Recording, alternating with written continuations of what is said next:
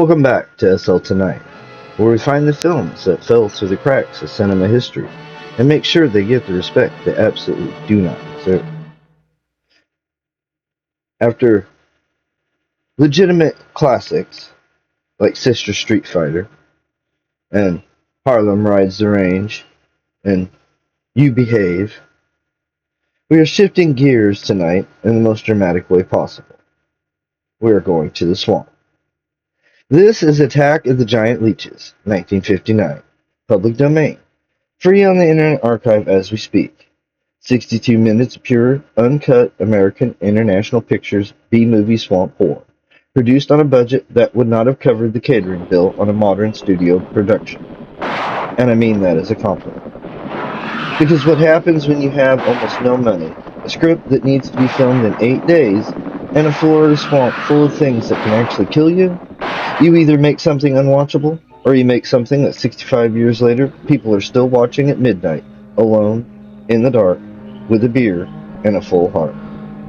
This film is the second film. Before we get into the Leeches, and we will get to the Leeches, I promise, we need to talk about the world that made this film possible. Because Attack of the Giant Leeches doesn't exist without a very specific moment in American culture. And understanding that moment makes the whole thing hit different. The year is 1959. The Cold War is at full boil. The Soviet Union just launched Sputnik 2 years ago, and every American who's paying attention is quietly terrified that the sky is full of things pointed at them. The nuclear testing that's been going on in Nevada and the Pacific for 15 years is starting to produce real scientific concern about fallout, about radiation, about what happens to living things when you bathe them in atomic energy. Hollywood heard this cultural anxiety and did what Hollywood always does. It turned it into monster movies. The 1950s creature feature was not an accident. It was a direct product of Cold War paranoia translated into drive-in entertainment. Giant ants, Them, 1954. Giant spiders, Tarantula, 1955. Giant sea creatures, the beast from 20,000 Fathoms. It came from beneath the sea. Giant everything. Because the fear was real, and the monsters were a way to contain it in a story with a beginning, middle, and end where the heroes figure out how to stop it. In real life, there was no way to stop it. At the movies, there was always a way to stop it. Attack of the Giant Leeches fits perfectly into that template, and it even lampshades its own premise. There's a character in this film who speculates, completely seriously, that the leeches have been mutated to giant size by atomic radiation from nearby Cape Canaveral, which is a real place in Florida, where they were actually launching rockets in 1959. So the film is saying, those rockets, that radiation, the whole technological fever dream of the space race, look what it's doing to the wildlife. That is a 1959 concern expressed through rubber monster suits and a Florida swamp. And there's something genuinely honest about it. Someday I'm going to give that she-cat a whopping she's been asking for. Sure you will, Dave. Bring the law down to her. Let her know who wears the pants around here. Be back in a minute. Any whooping's done back there, I'll lay you a jug. She'll be doing it. Come on now, Lim, and tell us about that thing you killed out there at the swamp, will you? Yeah, Lim, let's hear the rest of that. Like I was saying, I put 5 slugs into that critter before it went under. Doggonest thing I ever seen. And regular arms on it like a man. But it was sort of different looking. Had suckers on them. Like one of them octopuses things. Oh, it was plumb awful looking. Lim, you sure that critter wasn't pink? No, I told you before it was sort of gray looking. Well, laugh if you want. But that thing weren't nothing nature put out there. Oh, sir. And it weren't no freak gator neither. I've been poaching this country for 40 years, and I ain't never seen nothing like it. Well, too bad you didn't bring it back. Steve Benton probably pay a fair bounty for whatever it was. Bounty? I wouldn't touch that critter for all the money ever made. And if you seen it, you wouldn't either. You better take it easy on this stuff. You looking kind of peaked. No. I'm gonna clean my otter lines out before morning. Lem, I think that critter's a ghost, one of those otters you've been poaching all these years, coming back to haunt you. Well, if that's so, you fellers will see it right quick yourselves.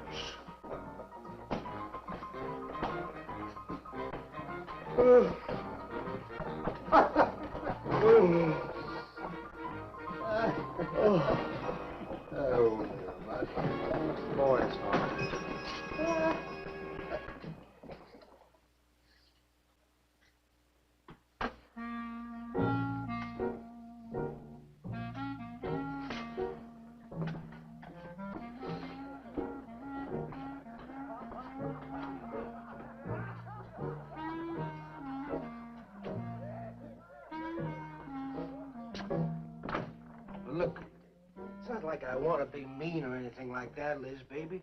But I got a reputation around here. These folks have no respect for a man who lets his woman boss him. Well, next thing they know, they'll be laughing at me. Now let's talk about the name on the executive producer credit, because it's the most important name in this movie, even though he didn't direct it. Roger Corman. If you spent any time in cult film territory, you know that name. Roger Corman is one of the most remarkable figures in the history of American cinema, not for any single great film, but for the sheer industrious, relentless, magnificently cheap volume of his output. Over 400 films produced or directed across a career that started in the early 50s and went on for decades. He worked fast, he worked cheap, and he had a talent that's harder to acquire than any technical skill. He knew how to find talent. The list of people who got their first or early breaks working for Roger Corman reads like Hollywood Hall of Fame. Francis Ford Coppola, Martin Scorsese, Jack Nicholson, Robert De Niro, Peter Bogdanovich, James Cameron, Ron Howard. He gave them all early work. He paid them almost nothing. They learned by doing. Attack of the Giant Leeches was produced not by Roger himself, but by his younger brother, Gene Corman. Gene produced a handful of pictures in Roger's orbit. This one, Night of the Blood Beast, Beast from the Haunted Cave, before eventually producing more substantial films. Later in his career, Gene would produce F.I.S.T. with Sylvester Stallone and Sam Fuller's The Big Red One. Not bad for the guy who made the Leech movie. The working title of this film was simply The Giant Leeches. Someone along the way decided that attack of the in front of any noun made it sound more urgent, and they were correct. The director is Bernard L. Kowalski, and here's where it gets interesting. Kowalski wasn't primarily a film director. He was a television guy. He directed Rawhide. He directed Beretta. He directed episodes of Perry Mason, Columbo, Knight Rider. He made this film on the side as part of his early relationship with the Corman brothers, and then went back to television where he built a genuinely solid career. There was the young one. Lady Whirlwind, this is not. But he keeps the camera pointed at the right things, and he gets out of the way when the monsters show up, which is exactly what this kind of picture required. The screenplay was written by Leo Gordon, who was himself primarily an actor, character roles in westerns, playing heavies, who also wrote a handful of B-movie scripts on the side, including The Lost Woman and The Terror. He knew what these films needed: a simple premise, a clear threat, enough human drama to fill the gaps between monster attacks, and an ending that involves some kind of explosion. This film has all four. They'll try and get back at you. Let him try. Steve, you're a stranger here. They've lived this way for generations. One man isn't going to change them overnight. You're a real worrywart. Well, I'm serious, Steve. They can be dangerous. Okay, I'll be careful. You just stop worrying.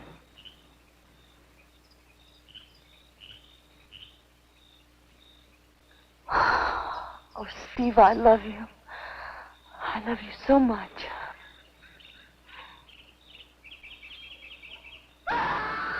What was that?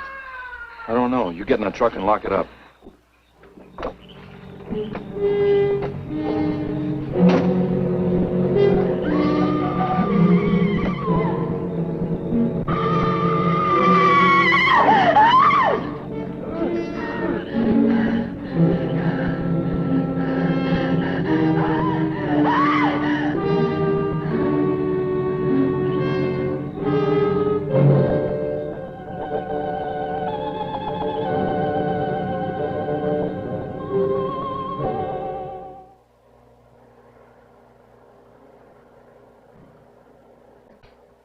listen, Benton. The coroner ruled that Sawyer died by misadventure. Now, as far as this officer's concerned, that's the end of it. But, Sheriff, I can't see why Look, if Lem was killed by anything human, I wouldn't need you to tell me my job. But I'm not about to go tromping through the swamp looking for an overgrown gator. Sawyer wasn't killed by an alligator. Is that so? Did you hear that, Morton? Game Warden Benton says it wasn't a gator killed Lem. Well, then what was it? You know so much. Go on, tell me. What killed him? Doc Grayson said the wounds were the kind of squid or a large octopus might cause. Oh, sure. And did Grayson explain how a saltwater creature happened to be 30 miles inland living in clear water? Let's talk about how this film was actually made, because the production story is almost as entertaining as the film itself. Budget, $70,000 for the entire film. That's the number. $70,000 in 1959 money, which sounds like more than it was even then. The film was shot in 8 days. 8 days. Most major studio productions of the era were shooting for 60 to 90 days.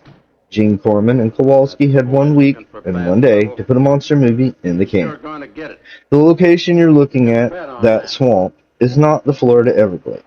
The film is set in the Florida Everglades. It was shot at the Los Angeles County Arboretum and Botanical Garden in Arcadia, California. The Arboretum has a lake that photographs beautifully in black and white and has been used as a jungle stand in countless Hollywood productions going back to Tarzan films. It's a gorgeous location. It's in suburban Los Angeles. The underwater cave scenes, which are genuinely atmospheric and pretty effective, were shot at the old Charlie Chaplin Studios, according to Yvette Vickers. Charlie Chaplin Studio for the Leech Cave. That's the kind of detail that makes B-movie history so lovely. Now, the Leeches. Roger and Gene Corman originally approached special effects artist Paul Blasdell to design and build the monster suits. Paul Blasdell was a genuine craftsman who had done the creature for Conquered the World and alien suits for Invasion of the Saucermen. Solid work by any B-movie standard. Blasdell read the script, looked at the budget, and said no. He said the effects budget was so small it wouldn't even cover the cost of materials he'd need. He passed. So what do you do when the professional effects man won't touch your monster budget? You hire 2 guys, Guy Bucola and Ross Sterling, to put on what can only be described as thin plastic sack suits with tentacles attached, strap on scuba equipment underneath, and go into the water. One film critic described them as the stunt divers wearing what appeared to be small ponchos with tentacles. That is accurate. That is exactly what they are. And in several underwater shots, you can clearly see the scuba tanks through the suits. I love this so much. The thing is, and I mean this seriously, those suits work better than they should. Black and white photography is forgiving. Murky water is forgiving. The low lighting in the cave is forgiving. And there's something genuinely unsettling about the shape of these things. The way they move in the water, slow and patient and completely indifferent to the humans they're dragging down. They don't look like anything else in 1954. They're weird, they're wrong, and weird and wrong is more effective than expensive and polished sometimes.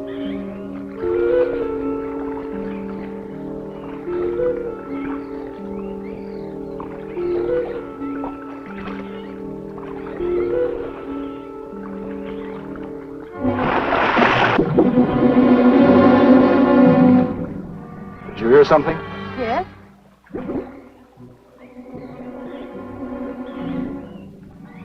Well, whatever it was, it's not here anymore.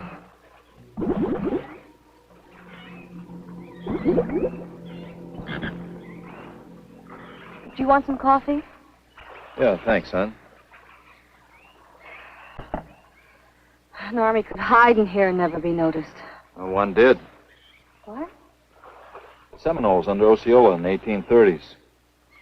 Took the U.S. Army 2 years to round them up. Oh, I remember reading about Osceola in high school. 2 years. We've only been at it 2 days and I feel worn out. Well, you might as well keep on looking around.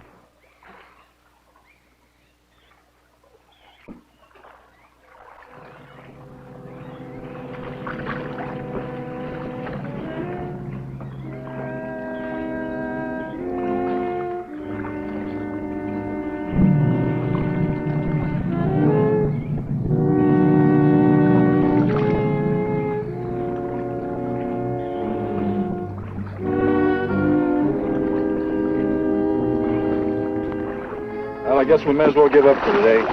You won't get any argument from me.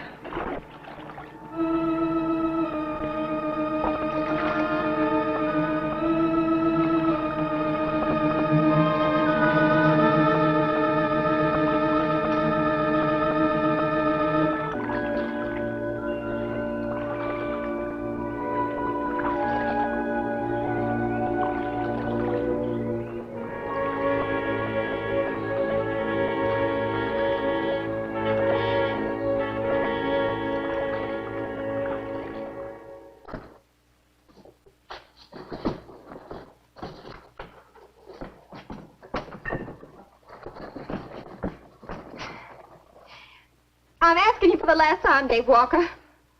You answer me, you dirty old man! I ain't dirty, Liz, baby. Liz, baby. Liz, honey.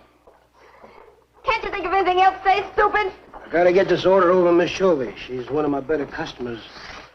Can't keep her waiting. I love you, Liz, baby.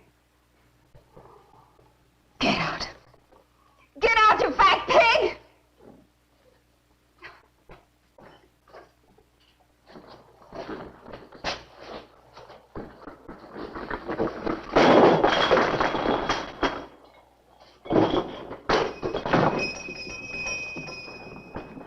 You, have some trouble, Dave?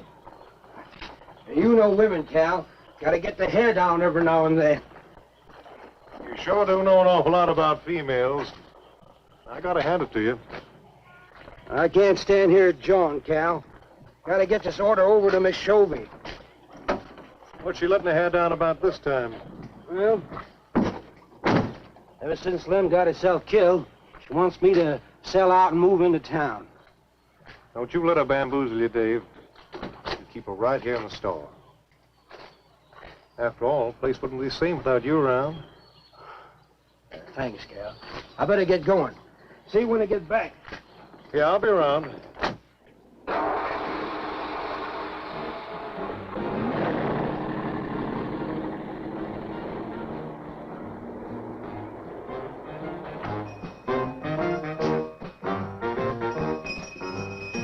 Liz, baby.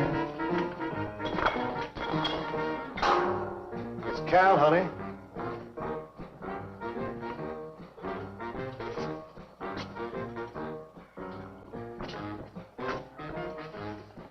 You want something, Cal?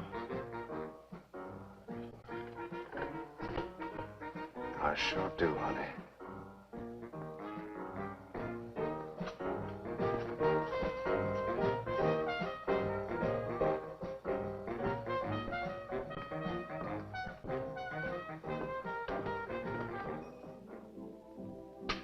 Tired? Oh, I'm dead. Me too. Come on over here.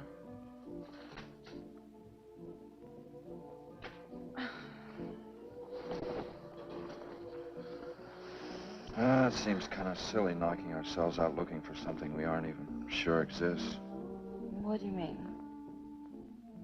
You know, we've covered miles of back channel and haven't come across anything to support your father's theory of an alien creature.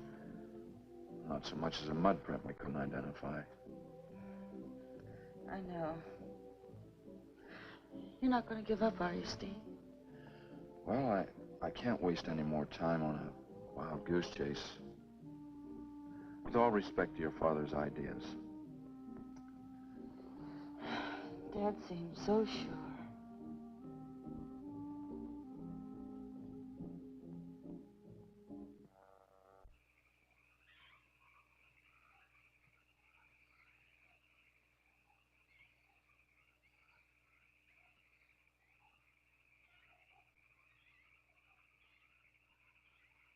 Alright, now that we've met them, let's talk about the humans.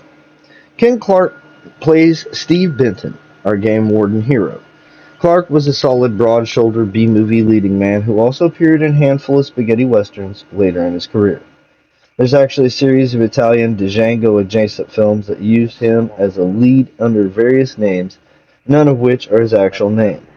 He's exactly what this film needs Competent, square-jawed, capable of delivering exposition while looking like he could also wrestle a leech if required. Tyler McVeigh also plays Doc Grayson, the local doctor and Steve's future father-in-law, who exists primarily to give the game warden something intelligent to talk to, while everyone else is being stupid. Every small-town monster movie needs this character. He's the guy in the room who believes you when no one else does. Gene Ross plays Sheriff Kovas.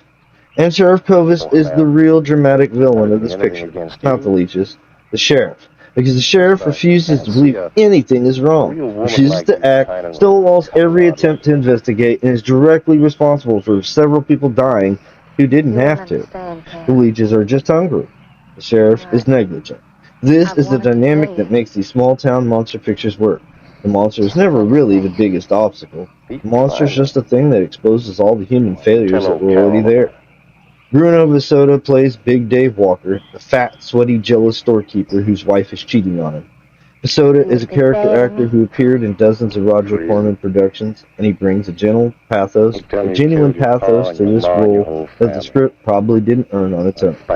Big Dave is pathetic, yes, but VeSota plays him as a man who knows exactly how pathetic he is and hates himself for it. There's something almost tragic happening under the surface of what should be pure comic relief here. And then there's Yvette Vickers.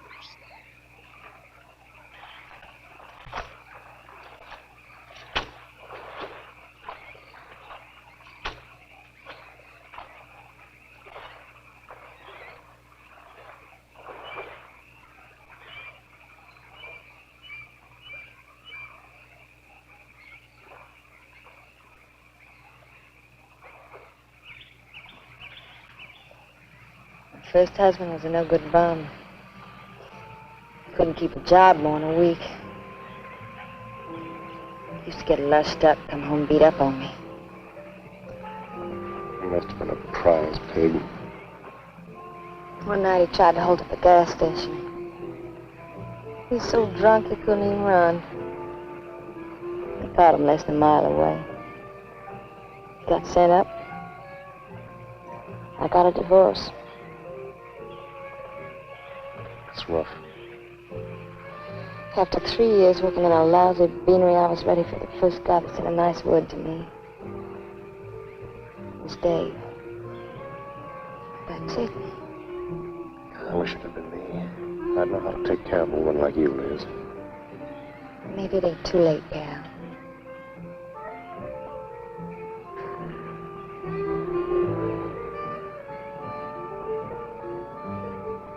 You're wrong, woman. It's too late for the both of you. Get up. Come on, get up. Now, look, Dave, I know what you're thinking, but... I got double large shot in this here thing. You got 2 seconds before I pull the trigger. No point getting riled, Dave. Wasn't my fault. She's been pestering me for months to take her out. Sure, Cal. I understand. Get her up so I can get a better look at the line, little tramp. Come on, get her up. Come on, get up. No. No, he'd kill me. He'd kill me. Jumping. And your husband wants to take a look at you. You walk all the way, Dave? One more step and I'll blow your plumb in two. Get over there. Now, David, ain't as bad as you think. Shut up. Tramp. What are you going to do? You'll find out soon enough. Yvette Vickers plays Liz Walker, Dave's wife, who is cheating on him with a man named Cal in the swamp, and who is, by every measure the film has available, the most alive person in it. There's a review of this film on IMDb that has stayed with me for years. The reviewer writes, "The real reason to watch this movie is Miss Vickers. She's hot enough to start a forest fire with her big toe." That's not how I'd put it, but it's pointing at something real. Yvette Vickers has quality on screen that a lot of classically trained actresses didn't. A complete physical ease, an unself-consciousness, a willingness to be exactly what she is without apologizing for any of it. In a film full of people performing carefully, she just exists. She was born Yvette Iola Vetter in Kansas City, Missouri in 1928. Her father was a jazz saxophonist. Her mother was a pianist. She grew up traveling with her parents' performances, which gives you a specific kind of education in how to read a room and work an audience. She enrolled at UCLA at 16, studying journalism, then switched to theater, then left to pursue acting professionally. Her first film appearance was completely uncredited, in Sunset Boulevard in 1950. That film is about a forgotten actress disintegrating in isolation in her Beverly Hills mansion. In light of what eventually happens to Yvette Vickers, that footnote lands differently than it should. She worked her way through television in the early 50s, Dragnet, various anthology series, westerns, before landing Attack of the 50-Foot Woman in 1958, where she played the sultry rival to the title character. That film found its audience. So Gene Corman brought her back the following year for this one. And then, in July 1959, a few months before this film was released, she appeared as Playboy's Playmate of the Month. The centerfold was shot by Russ Meyer, who was himself a cult figure of a different kind. The shoot nearly got shut down by Playboy's lawyers. Hugh Hefner overruled them. Yvette Vickers, Attack of the 50-Foot Woman, Attack of the Giant Leeches, and Playboy, all within about 14 months. 1958 and 1959 were her years. Stephen King, in his book on writing, mentioned her by name as one of his teenage obsessions. He wrote, and I'm paraphrasing, that he didn't dream of Debbie Reynolds or Sandra Dee. He dreamed of girls in black bras who looked like trailer trash, specifically citing Yvette in this film. That is perhaps the most honest thing Stephen King has ever put in print. She had a multi-year affair with Cary Grant. She dated Lee Marvin. She dated Jim Hutton, Timothy Hutton's father. She almost got the female lead in Lana Turner's Imitation of Life and lost it. She had scenes in HUD with Paul Newman that ended up on the cutting room floor. Hollywood gave her a peek at the top of the stairs and then blocked the door. But her story, and I'm going to come back to this at the end, does not have a clean ending.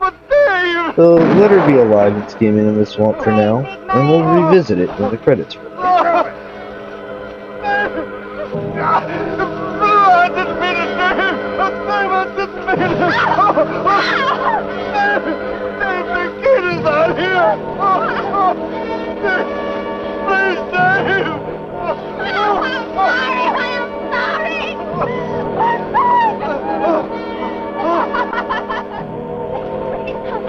Honey, I'm sorry, Dave. I'm sorry, I didn't mean it. I'm sorry.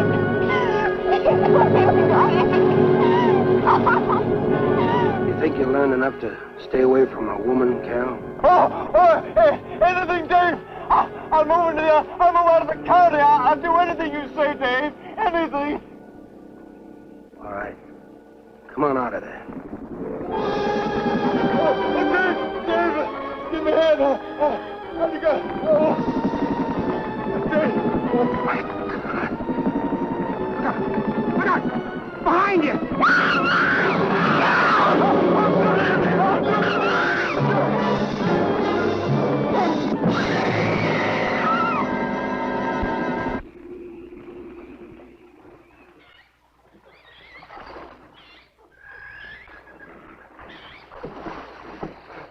There ain't nothing down here, Sheriff. Well, I'm getting tired of this. Come on in, boys. Well, if there was any bodies out there, we'd have found them. I want some straight answers, Walter. And don't give me any more of that crud about monsters, either. Where'd you hide them after you killed them? I told you the truth, Sheriff. I didn't kill them. I just wanted to scare them good. I love them. Here's where this film does something that a lot of people dismiss and that I think deserves credit.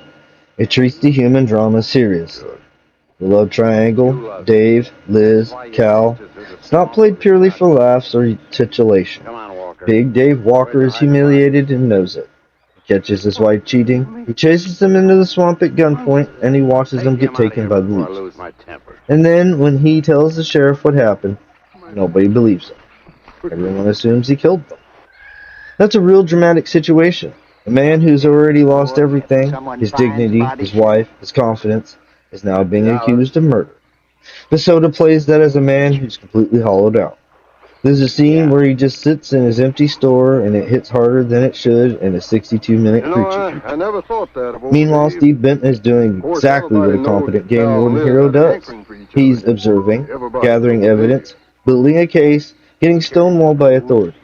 The sheriff refused to act. The county won't authorize a search. This is a very American anxiety in 1959, the competent individual versus the indifferent institution. People who know something is wrong cannot get anyone with power to listen. Leeches are Cape Canaveral radiation made liberal, and the sheriff who won't act is a very government bureaucrat who told people near the test sites that fallout was fine. And I'm not saying the film intended all of that, I'm just saying it's in there.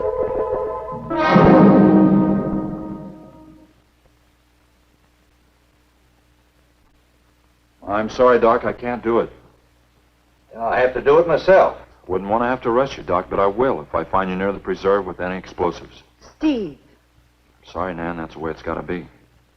Steve's right, Nan. It's his job to protect wildlife. What about human life? 3 people have been killed in that game preserve. Doesn't that mean anything to you? Nan, try to understand. If I could be sure something in the swamp was responsible for those deaths, I wouldn't hesitate a minute. We've been together the last 3 days. We didn't see a trace of anything unusual. Not so much as a suggestion of any form of life unknown to us. Steve, something killed those people. All right, I'll admit Sawyer's death left a lot of questions unanswered. But you can bet your bottom dollar the other 2 died from Dave Walker's shotgun. Do you really believe that? Figure it out, Nan. Walker admitted chasing his wife and cow into the swamps after he found them together. He shot them and he tried to place the blame on Sawyer's DTs. If Sawyer had told of seeing purple giraffes with polka dot tails, Walker would have claimed they did it. There's one argument against that, Steve. Dave Walker wasn't the kind of a man to hang himself, not even with 2 murder charges against him. So I talked with Dave less than an hour before he killed himself. That man was in a state of shock. I've seen frightened men before, terrified men. But I've never seen anything to compare with the horror and the fear in Walker's eyes. Well, he realized what he'd done. He killed 2 people, one his wife. Well, look, Doc, Nan and I were all over that swamp. And why didn't these monsters attack us? I've been thinking about that. They're probably night creatures.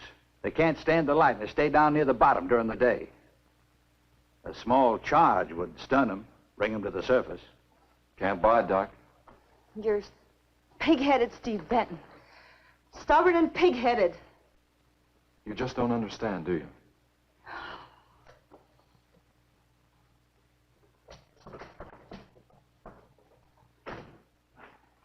Good night, Doc.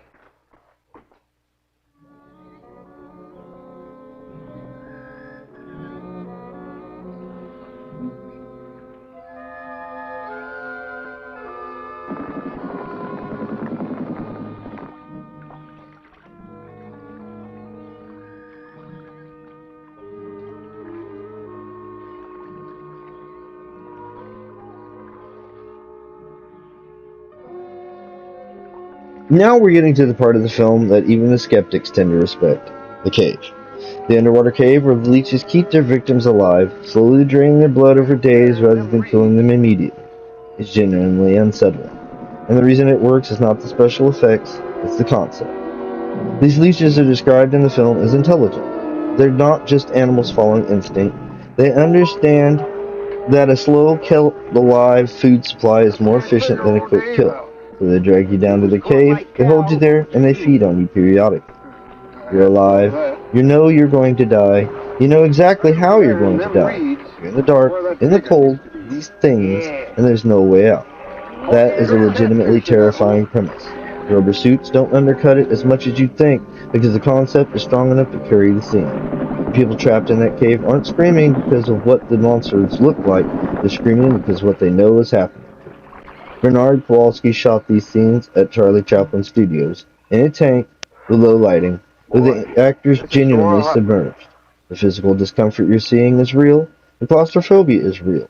The water is cold. Right on Even with cue. plastic poncho monsters circling them, the trapped victims are giving you something funny. genuine because their bodies are actually uncomfortable. Noticed anything? Oh, what? We've been prodding around you all morning. Ain't run across a single gator. By rights, this pool should be crawling with him. Sure funny. Yeah, that is funny. I don't like the looks of things. Let's call it a day. Well, now, wait a minute. We ain't pulled the gator holes around the bend yet. You do what you want to do, boy. Just get me on dry land, and right quick. All right. Now, ain't no use getting all head up. Let's go. You better quit drinking that moonshine. That's why you're so wrinkled and ugly. Oh, we out here. Wild goose chase.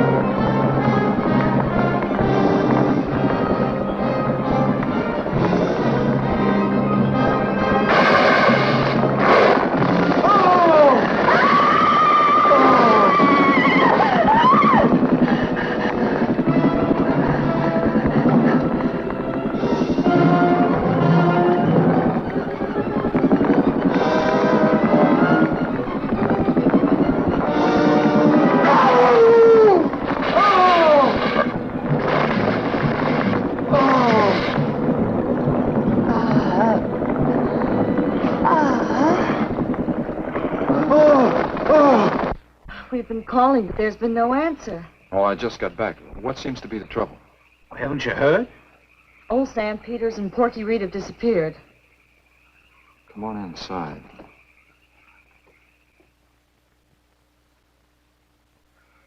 You know Cobus. Nothing would please him more than to have all the swamp people disappear. Swamp trash, he calls them. I know. They have about as much regard for him as he has for them. When they're worried enough to go to him, you know something's wrong.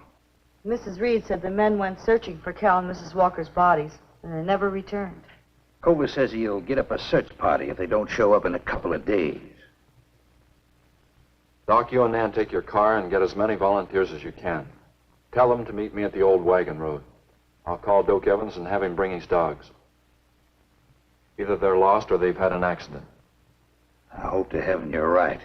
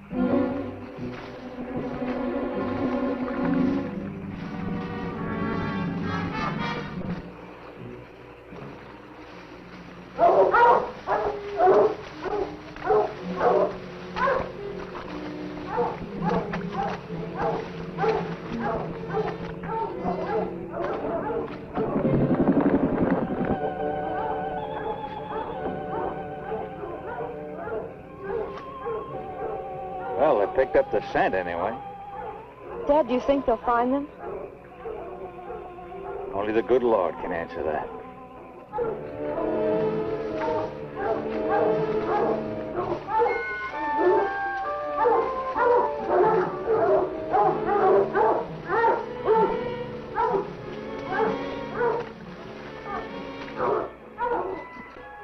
Well, at least we know they got this far. All right, let's split up into two parties and circle the lake. Keep your eyes open. Let's move out.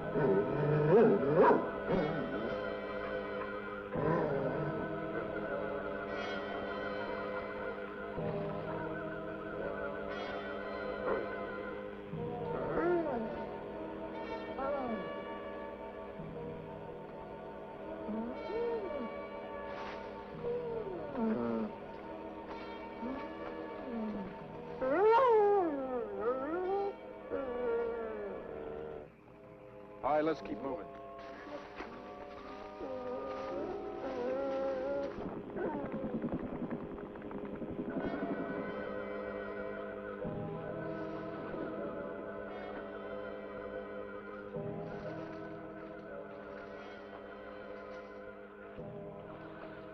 The solution to giant mutant leeches, and the film is not coy about this, is dynamite. Not a trap, not a scientific countermeasure, not a specifically designed weapon based on the leech's biology. Dynamite. You put dynamite in the water and you detonate it, and the leeches die because of the concussive force, and also because things that get blown up tend not to survive. This is honestly the correct solution. The film knows it, the characters know it. There's no hand-wringing about whether this is the right approach. Steve Benton hears the plan, nods, says essentially, yes, dynamite, obviously, and they get to work. I love this about the 1950s B-movies. There's no moral debate about whether you're allowed to kill the mutant leeches. Nobody says, but what if they're just misunderstood? Or, we should study them first. They are dragging people to an underwater cave and slowly draining their blood. You blow them up. That's the answer. Next question. The film does have one small note of ambiguity at the very end, and I won't completely spoil it, but there's a final shot that suggests the problem may not be entirely solved. The leech situation may be ongoing, which is either an attempt at a sequel hook that never got used, or the film's way of saying that the Cold War anxiety this whole thing represents cannot be simply dynamited away. No, Steve, don't even Again, joke. probably not intentional. I'm not But joking, it's in there. man. I had some training with an aqualung while I was in the Navy. But Steve, Look, there are 2 bodies we know for sure down there. Maybe 4. They've got to be brought up. wait a minute. There are no alligators in that part of the swamp, right? So? No sign of any fish or snakes? No. Oh, what are you getting at, Doc? Well, there goes your argument about setting off a dynamite charge underwater. You're to bring the bodies to the surface. Get it out of your mind, Doc. I'm not using any explosives as long as there's another way. Why must you be such a... A stubborn pighead? Exactly. I'll tell you why. Number 1, there's bound to be some aquarian life in that section, even if the bigger forms have abandoned it. Explosion underwater would destroy every living thing and wreck what nature took years to build up. Number 2, I'm paid to prevent the useless slaughter of wildlife. Number 3, I'd have to get authorization. To get that authorization, I'd have to come up with a heck of a good reason. Satisfied? Finish up, Dad. I want to go home. Steve, how long will it take to get this diving equipment from Eastport? A couple of days. Why? Oh, nothing. Take care of yourself, Steve.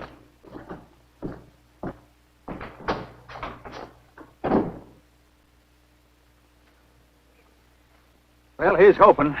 Dad, can't you throw the dynamite in from here? No, I want to get it out into the middle, in the deepest part.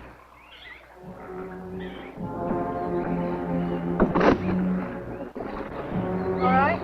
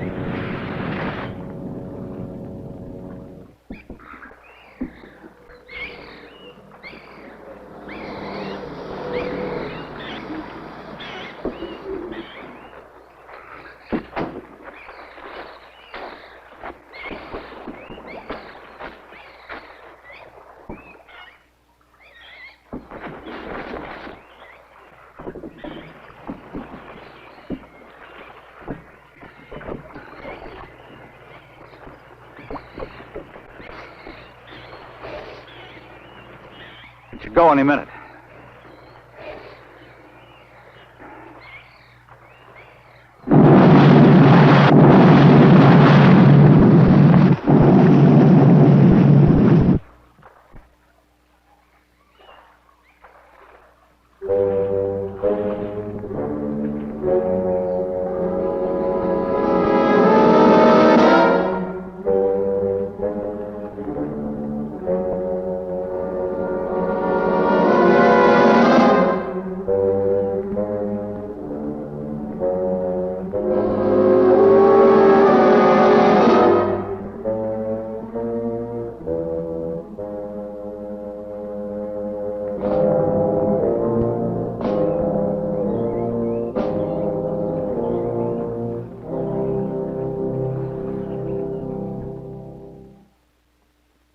I just can't figure it out.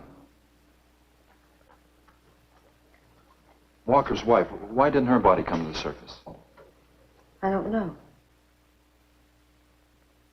Well, I think I better walk over to the coroner's office. What's the matter, Mr. Benton? You feel awkward about arresting my father in his own home? I warned him I'd arrest him if he used dynamite. It's nice of you.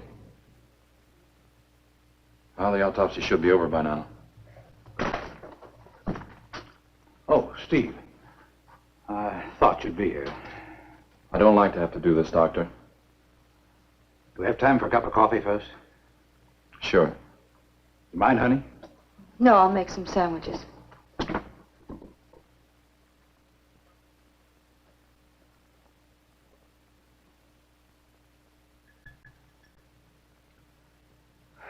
One thing is certain, for all the good it'll do now. Dave Walker didn't shoot Cal.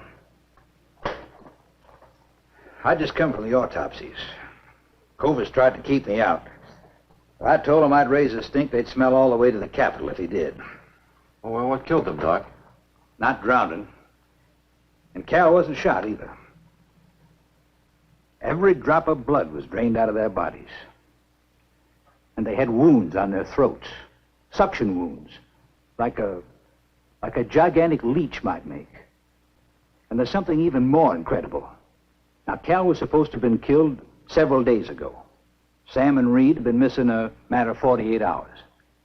All three of them, as far as we know, were in that lake a minimum of 2 days. Now, I'd stake my reputation as a doctor that Cal hadn't been dead more than 2 or 3 hours when we found him. And the other two less than that. First stage rigor mortis started in during the autopsy. But how could that be, Doc? It's impossible. The coroner will confirm it.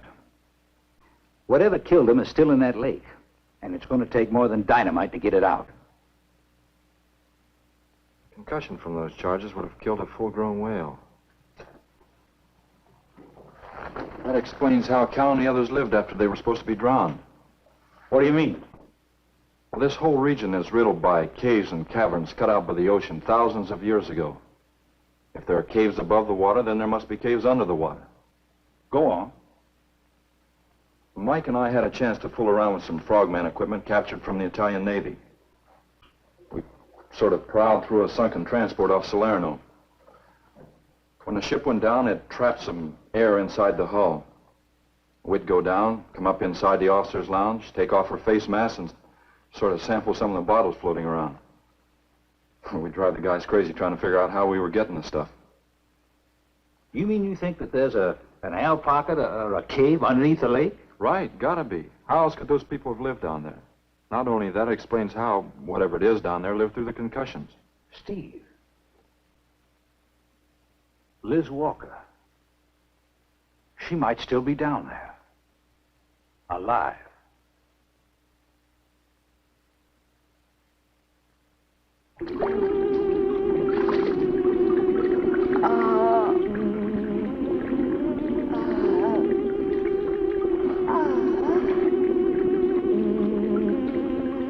No, no, no.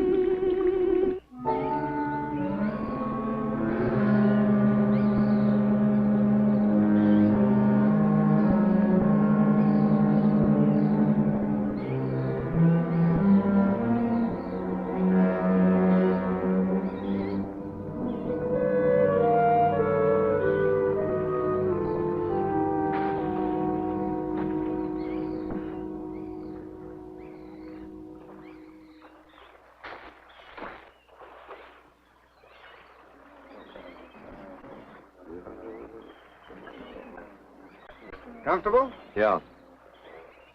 You sure you don't want me to go down for you, Mike?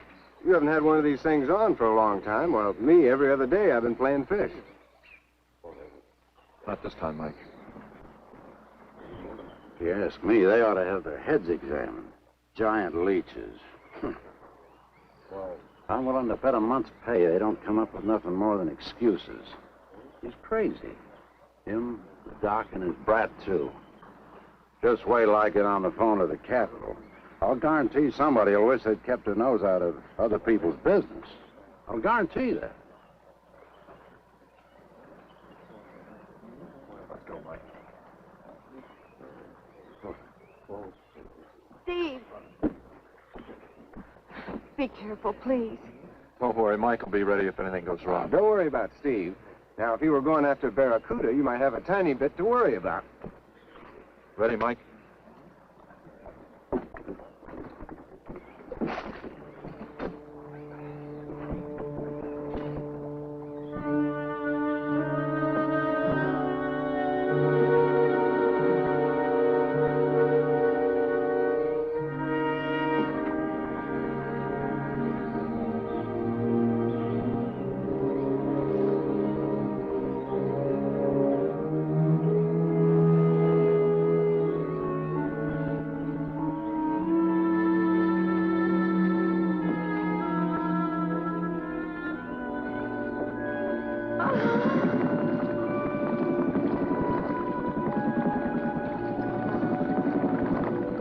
No, please stay away.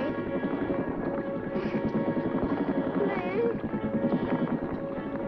Not exactly inviting, is it? That sure isn't. Hold her steady, Mike.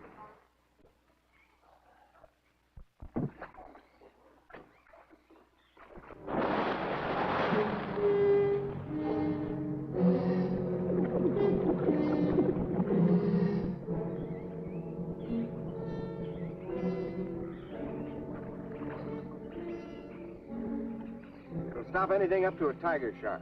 But you got to hit. Misses don't count. Now, anything goes wrong, just yank on the line. I'll be down in a hurry.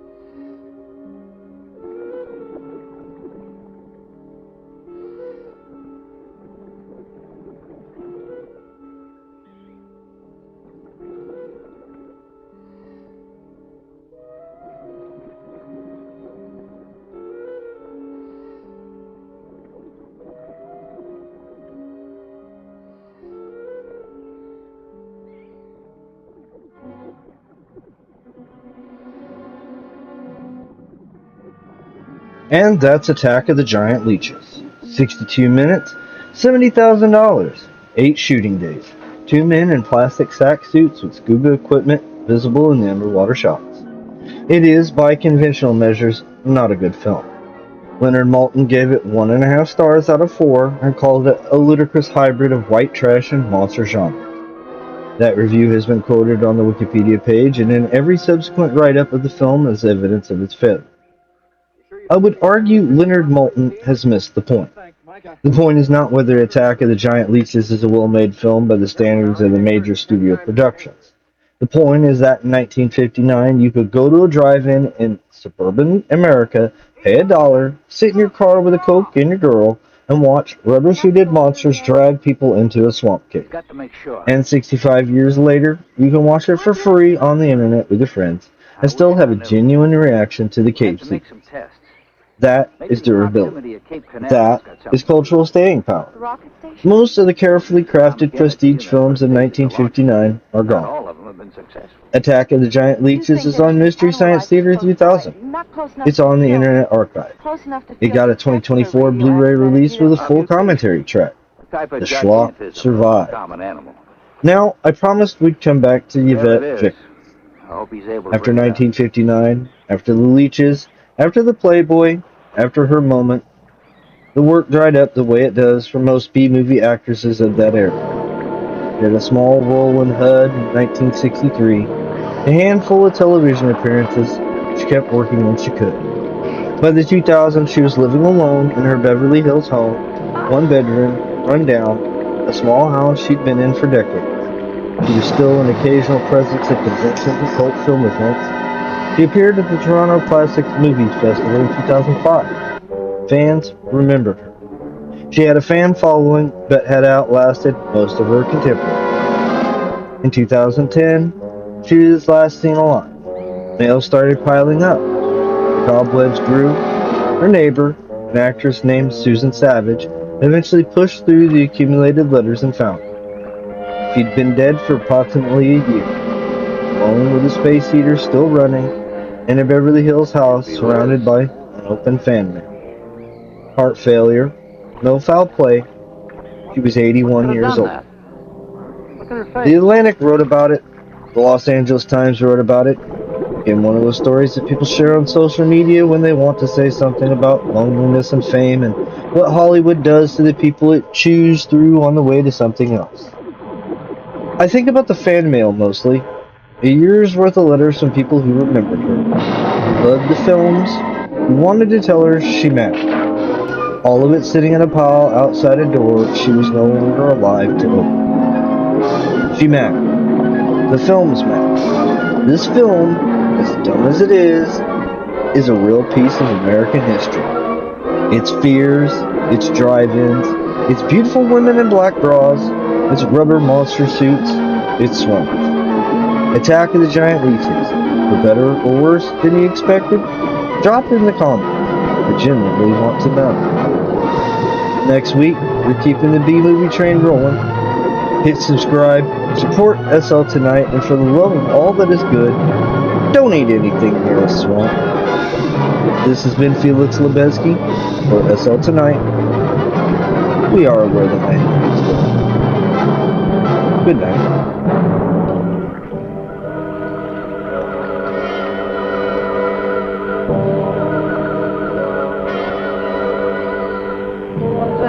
That thing.